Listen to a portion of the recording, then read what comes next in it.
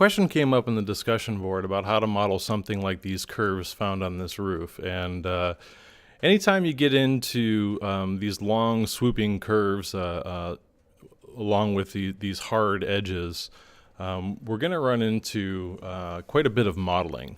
And so there's not going to be any real quick way to get at something like this. I mean, there's a lot of detail that's happening in here. And so you're going to end up with a lot of geometry, especially to have sharp angles along with these smooth curves. And so a lot of the techniques that we could use to start heading in the direction of something like this are many of the techniques that we use to model the can in the desk project. Now, to get started on something like this, I would suggest starting off with something like a cube, and I'll just kind of flatten that out.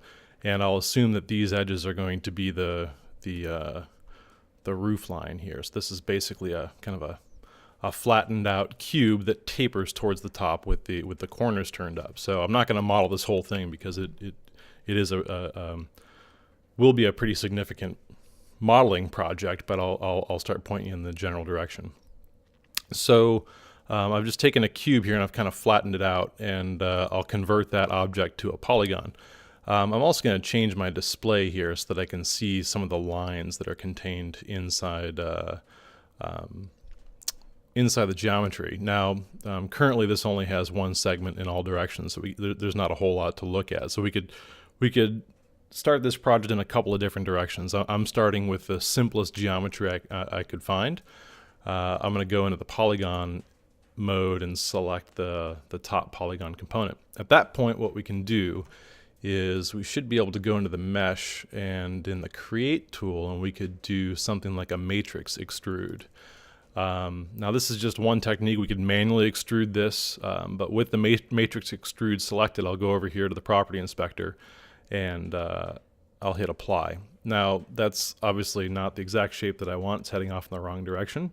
I'll just take this rotation down to 0, and one of the interesting things about this tool is that we can affect it in real time. So if I change that to 0 and hit enter, you can see the real-time effect here.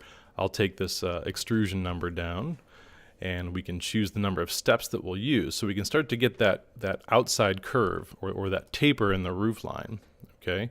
Now we're going to need a lot of geometry that runs along the edges here to kind of get these curves of these corners pointing up. And really the only way that we're going to be able to do that is either start with a cube with a lot of geometry or manually cut the geometry into the cube. And I'll choose to just kind of cut this into the cube. And so what I'll do is I'll go to the live select tool and make sure that nothing is selected. So I still have the object selected, but I don't have any of its components selected. So I don't have any polygons or edges or points. So I'm just using the live select to select off in the workspace and make sure I don't have anything selected. And I could stay in the polygon mode or edge or point mode. Usually when I'm using the knife tool, I prefer to jump into point or edge mode. Now, I'm going to use the knife tool. There's a couple different ways to get the knife tool, especially when we're doing a lot of modeling. It's not a bad idea to go over here to the layout, click the startup pull down menu and choose modeling. And then I have access to a bunch of modeling tools. In here I could find the knife tool. It's right here in the middle. There's an icon. Or I could just tap the K key. If I tap the K key, that converts my current tool to the knife tool, or chooses the knife tool.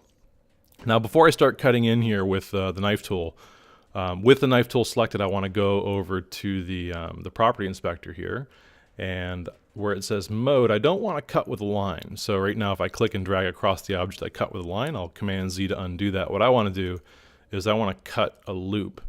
And by cutting a loop, I'll be very systematic in the approach, and it will be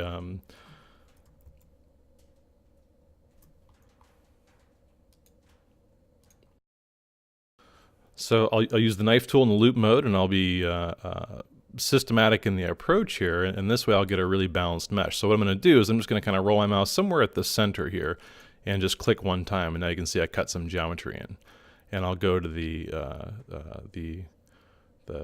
tangential side here, or the perpendicular side of that line I just cut, and cut another one in. And so I'm going to need a lot more geometry here. So I'll just cut a few more lines Just kind of cut these segments in half. And so now I have the, some general geometry that I can start to work with. Now, I don't want to add too much at this point, because for every point that I cut in, or every edge that I cut in, I'm going to need to go into the live select tool and grab some points and start to manipulate them. Okay, so I can select those 2 points and start to lift those up. But what I want to do is I want to be pretty symmetrical in the approach whenever I can. And so I'm just shift clicking and dragging with the selection tool to select these outside points and make sure that I get all of these together. And that way, when I move these up, so if I lift these up, I can start to get that, that edge turning up. Now, if I want more of a curve in the roof, there's a couple of different ways to handle this, but I think the best way is just to, I'll exaggerate this for a moment here. I think the best way to get those curved lines in the roof are simply going to be to select the corresponding points from that geometry. Could be a little bit tedious of a task, but I'll just select those. Now, I didn't select the corresponding point underneath here, so just be aware of that. But I'll lift those up a little bit. Okay, so I'm starting to get, more of a curved shape here. But maybe I can live with just, just turning up these edges like this. Now, if I give that a quick render, there's not enough definition in this object right now for it to have a real strong curve, but I could emphasize some of this here. Let me just grab a couple more of these points in the center. And again, I'm trying to be balanced about the way that I select these. Select those points in the middle. And I'll just take those and maybe push those down a bit so we can see that that's really starting to curve that edge a little bit more. Okay, now that wasn't directly in the center. Maybe I'll move that. I can't really cheat that over at this point. So I should have been a little bit more systematic about where I cut that point in the center, but it's pretty close. Okay, I could slide those points over if I needed to, but I'll live with that for the sake of the demo. But you get the general idea. I can start to get that curve and that shape. Now, if I really want this to be curved, what I could do is I could throw this into a subdivided NURBS or a hyper NURBS object, depending on which version of Cinema 4D you're using. I could drop that in, and you can see that really smooths that shape out. Now, the issue that you're going to have when you have a hyper NURBS object or a subdivided surface is that it might round these edges a little too much. So you might want to keep a hard edge on the corner, and the way that you would get that is I'll just turn off the smoothing object here. I'll go back to my knife tool. You need geometry. You need some edges that exist really close to each other. Okay, so like if I were to cut in some more geometry on this edge here, you can see that I have a new line that runs along that edge, and I'll add some geometry here towards the bottom. I want to get some horizontal. So now I have a lot more geometry on the edge of that object. I'll look at the bottom here, and I'm really trying to get, it's not exactly the loop that I want, but I'll let's see, I'm really just trying to get a lot of geometry. There's a couple different ways I can do this. That's the edge I'm looking for. I'll look at this from the bottom.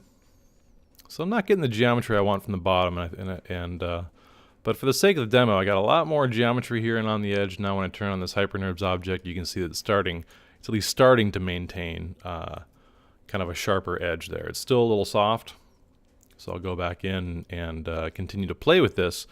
I'll go back into the selection tool here, select, and rather than just doing a live select, I can do a loop selections that'll allow me to select some of those lines that I made and just kind of push and pull those around. So I'll just use the move tool here, and I'll lift those up or push them down a little bit depending on what kind of effect I want to achieve, and we'll start to sharpen up that edge. So no small task here to get that kind of a shape in the roof, but that's the way that I'd get started.